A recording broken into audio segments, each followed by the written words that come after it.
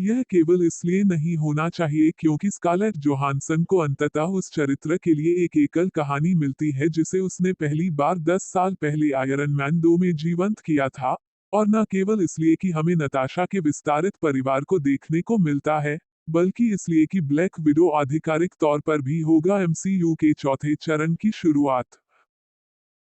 तो नए ट्रेलर से हम ब्लैक विडो के बारे में और एमसीयू के विस्तार के बारे में क्या सीख सकते हैं? जानते हैं कि यह 2 भाग की साजिश होगी। एक नताशा पर अपने अतीत के परिचित चेहरों के साथ पुनर्मिलन पर केंद्रित है, जबकि दूसरा रूसी सुपरहीरो और खलनायक टास्कमास्टर की ताकतों के बीच अधिक क्रिया केंद्रित संघर्ष है। उस रहस्यमय मावल भाड़े के बारे में और अधिक यहाँ पाया जा सकता है। हमारे पास हमारा ब्रेकडाउन अटकलों की एक स्वस्थ खुराक के साथ नीचे है। फ्लोरेंस पुग, डेविड हाबर, राहेल वीज, रे विंस्टोन, विलियम हट और फागबेनल अभिनीत निर्देशक केट शॉर्टलैंड फिल्म 1 मई को खुलती है। घर की बात, मार्वल स्टूडियो के माध्यम से छवि। आइए पहले नताशा के परिवार से मिलें। ऐसा लगता है कि ब्लैक विडो एक अकेले प्रयास से कुछ कम और पारिवारिक एक्शन से अधिक होने वाला है। नताशा अपने वर्तमान से बचने या अपने अतीत पर पैच लगाने के लिए रूस लौटती है, शायद दोनों। ऐसा करने में वह Yelena Belova, Pugh, Alexei Shostakov, the Red Guardian, Harbour और मेलिना वोस्तोकोव्स्की के साथ फिर से जुड़ती है। जबकि मार्वल की आधिकारिक सिनॉप्सिस और कास्टिंग रिलीज ने हाबर के चरित्र की पुष्टि की और अहंकार को बदल दिया। केवल पुग और वीज के पात्रों के लिए पहले नाम दिए गए थे, लेकिन हम आगे बढ़ने जा रहे हैं और अनुमान लगाते हैं कि वे अपने मार्वल कॉमिक्स समकक्षों की भूमिका निभा रहे हैं। और मुझे आश्चर्य होगा अगर उपरोक्त तस्वीर फिल्म में अंतिम में से एक नहीं थी। तो वे वास्तव में कौन हैं? The Red guardian, captain America का एक सोवियत रूसी संस्करण राष्ट्रीयता ब्रांडेड धातु ढाल के साथ पूर्ण 1967 से शोस्ताकोव मॉनिकर के तहत कॉमिक्स में है।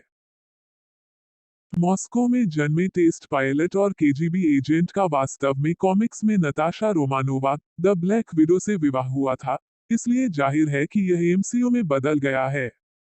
रेड गार्जियन का कॉमिक्स संस्करण भी ब्लैक विडो के मोहभंग के बाद मातृभूमि के प्रति वफादार रहा, यूएस से अलग हो गया, हालांकि वह तेजी से हिंसक और प्रतिशोधी हो गया। चरित्र ने एक बार ब्लैक विडो और कैप्टन अमेरिका को बचाने के लिए अपने जीवन का बलिदान दिया, केवल एक लाइफ मॉडल डिकॉय के रूप में वापस लौटने के लिए। बोलने के मामले में ब्लैक विडो को उसके अपराधों का जवाब देने के लिए लाने का काम सौंपा। एलेक्सी के एमसीयू के संस्करण को कुछ कठिन समय में चरित्र मिल रहा है। वह अंततः लाल पोशाक पहनने से पहले एक तरह के गुलाग में फंस गया है, जिसे उसने स्पष्ट रूप से काफी समय से नहीं पहना है। लेकिन ऐसा करने के लिए वर्तमान जैसा समय नहीं है। मार्वल स्टूडियो के माध्यम से छवि। और फिर मेलिना वोस्तोकोव हैं, जिनका ब्लैक विडो के साथ भी एक दिलचस्प संबंध है। महान सुपर जासूस तक जीने में विफल रहने के बाद मेलिना ने आयरन मैडन के रूप में एक अधिक आकर्षक भाड़े की नौकरी के लिए सरकारी सेवा छोड़ दी। उस नौकरी ने अंततः उसे धनी डेमन ड्राम उर्फ आदमी की ओर से ब्लैक विडो की हत्या का प्रयास करने के लिए प्रेरित किया। मेलिना तब सुपरिया के साथ जुड़ गई, जो सभी पुरुषों के उन्मूलन या दास्ता पर एक पर्यवेक्षक नरक और महिला योद्धाओं के अपने बैंड को फेमिशंस के नाम से जाना जाता था।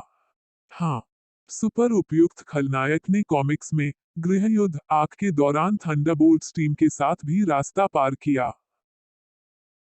मैं इसके बारे में एमसीयू में अपना रास्ता बनाने की बहुत कल्पना नहीं कर सकता, लेकिन इस गैर पारंपरिक पारिवारिक इकाई की कुछ हद तक मात्र भूमिका में लंबे समय तक ब्लैक विडो खलनायक को स्वैप करना एक दिलचस्प विचार है।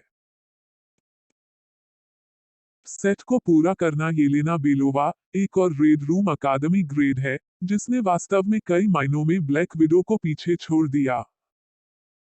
बेलोवा को अक्सर ब्लैक विडो के समान मिशन पर भेजा जाता था, यद्यपि गुप्त रूप से, यह सुनिश्चित करने के लिए कि मिशन सफल था, एक प्रकार की छाया के रूप में।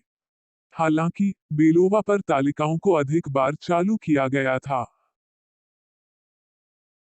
दोनों ने उसकी इच्छा के विरुद्ध एक बार चेहरे की अदला बदली भी की। ओह सुपर जासूस ने अधोवस्त्र मॉडल, वयस्क मनोरंजन उद्यमी और यहाँ तक तकनीकी रूप से संवर्धित एक सुपर एडेप्टोइड के रूप में भी जाना जाता है। उसे क्लोन किया गया है, शरीर की अदला बदली की गई है और होलो प्रोजेक्शन के माध्यम से प्रच्छन्न किया गया है।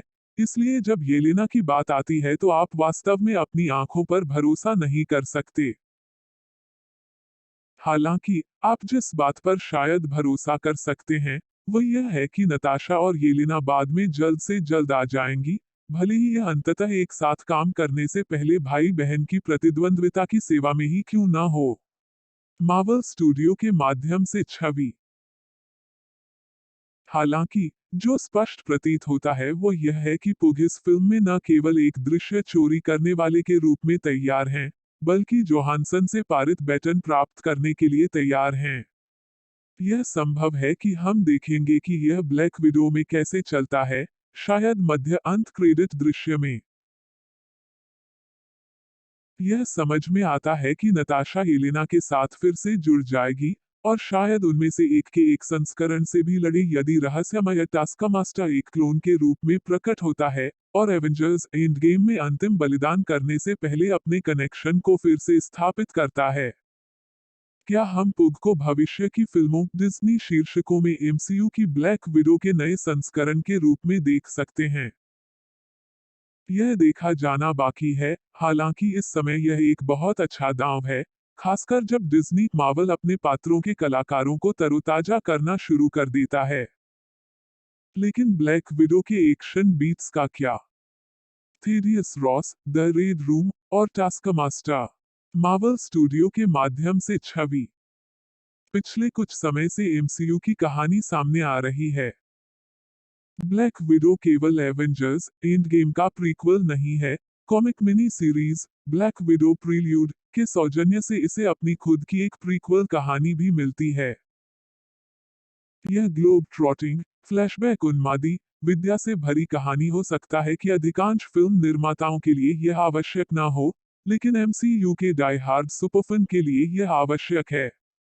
यह विश्व सुरक्षा परिषद के सदस्यों और एसएचआईएलडी पर केंद्रित है। नताशा रोमनॉफ को लाने या न लाने को लेकर ओवरसियर हॉली जनरल थडियस रॉस विलियम हट के साथ भिड़ रहे हैं।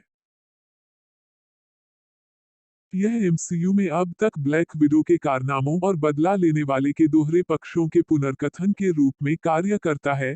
वह एक मील लंबी एक बहीखाता के साथ एक सुपर जासूस है, जिससे उस पर भरोसा करना मुश्किल हो जाता है, लेकिन उसने बहुत कुछ किया है सुपरहीरो टीम के साथ अपने समय में। अच्छा, लेकिन इस सब का फिल्म ब्लैक विडो से क्या लेना देना है? ठीक है, चूंकि रॉस और कानून प्रवर्तन सैनिकों की उनकी भारी सशस्त्र और अच्छी तरह से नियुक्त टीम पूरे ट्रेलर में दिखाई देती